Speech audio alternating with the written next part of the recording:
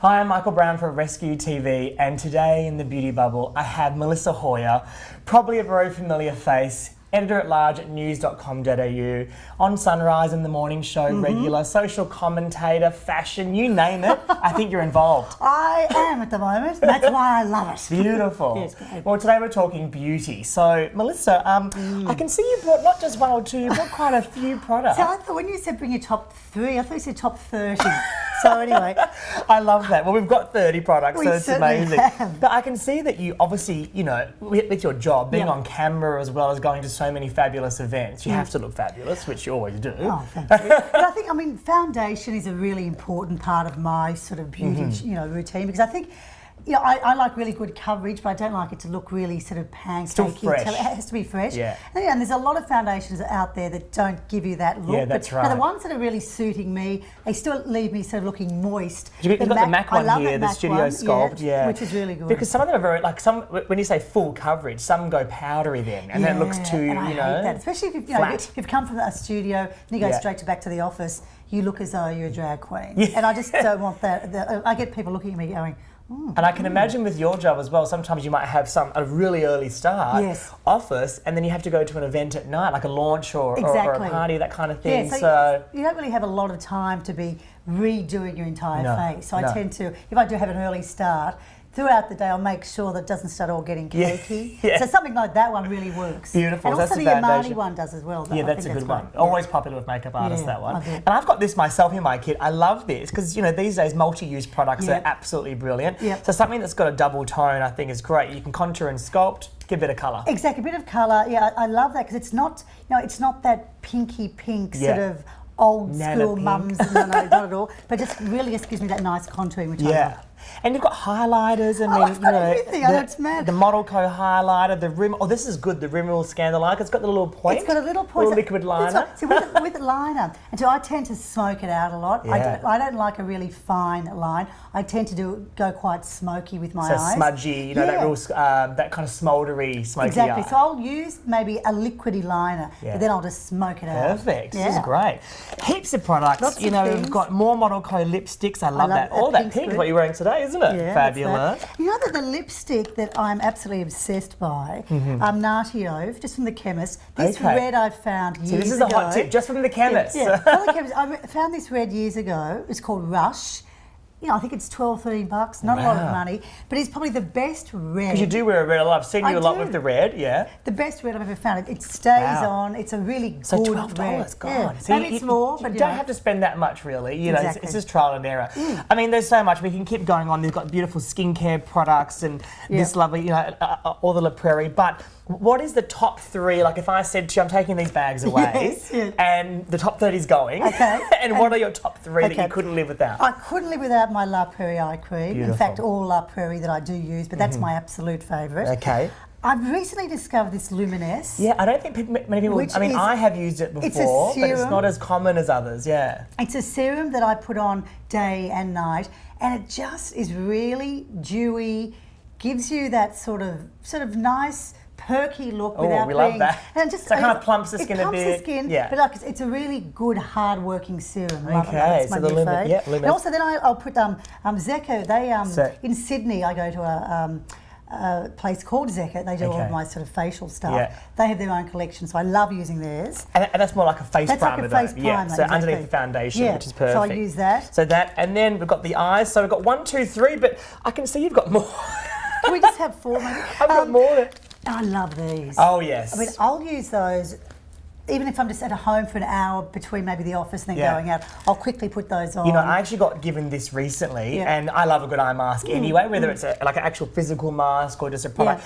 Now, you know what I do with my clients with makeup? I actually put it on them while I'm doing their eye makeup. Clever. Because this goes underneath the eye like that, and then the eyeshadow can fall down, they get hydrated, they get plumped, and then take it off, and then I fix up underneath the eye, and bang, my client's ready to go out. I'm going to use that. That's my hot tip for you, Melissa. And travelling, I use those. I'm just on a plane sometimes, and I'm sitting there with these masks on. So it looks dreadful, But, you know, I look okay. Well, I'm glad to see that your top 3/4 is actually all skin. So skin, obviously, especially with your industry, you're in the public eye, you're on TV, you know, you're face to face with people a lot. Absolutely. Skin is important. Yeah, I think it's so important. And then I guess the one thing just to top all that off is probably Tom Ford's Black Orchid. That's my scent. The signature fragrance. So that's the one. So if I'm happy with my skin, that feels as though I feel as though that looks okay. I'll put on a bit of that. It's a very unisex fragrance because myself and my flatmate also use that often, and it's a woman's one, but it's kind of a deep fragrance. So for me, I feel it's masculine enough for me to pull it off.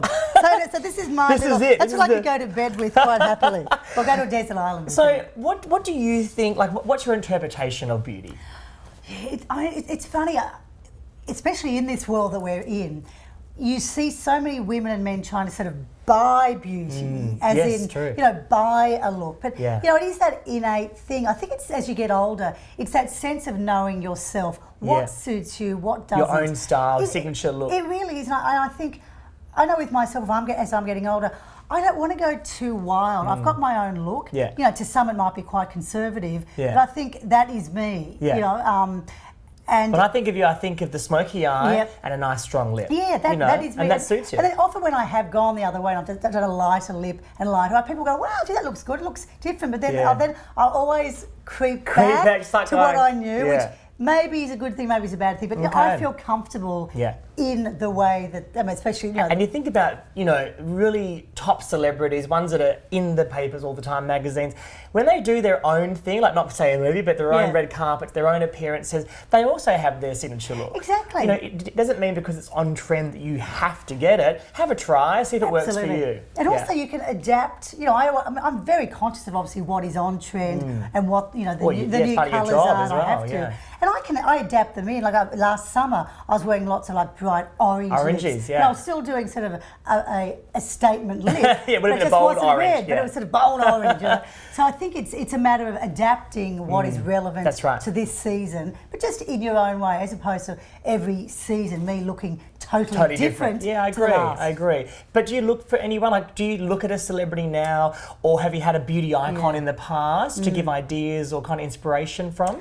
Funny, I look at different faces and I think, wow, yeah, you are beautiful. But it's not one that I look at and go, wow, I want to look like that. Yeah. I mean, obviously the Jolies, you know, the actresses, the lips, you know, there's always certain things from certain celebrities I think we all take in, and it tends to be that they're natural features that sort of star more. But I guess you still can't forget that sort of whole. How about a classic beauty icon? I was going to say Audrey Hepburn. You know, I think you look at her. Just when you see that exquisite face, those amazing eyebrows.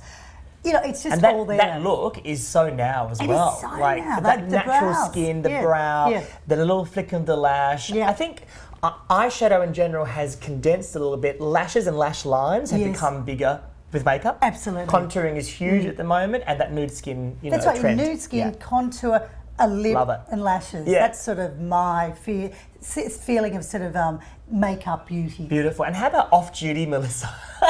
We also know you're a mum, and obviously you must do things on the weekend, or maybe go to the gym.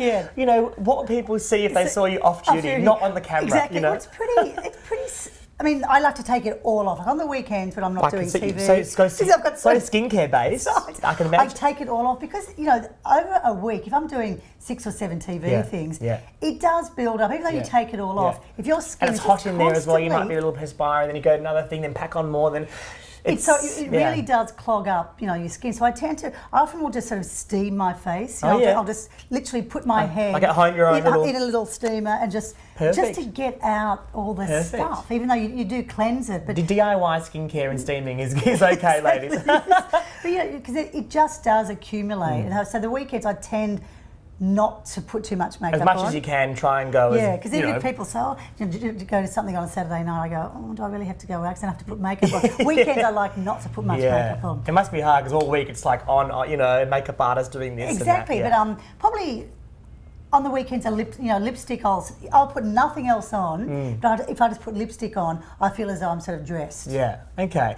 Is there one thing, like if you really had to be, the typical thing on that desert island, and you couldn't have your skincare, which I know you love, which is there one thing you would just think that one thing would lift me, whether it's skincare, makeup, that one thing I'd feel good wearing that. Okay. Oh boy. I think it would be my red lipstick. The red lip? Yeah. I think...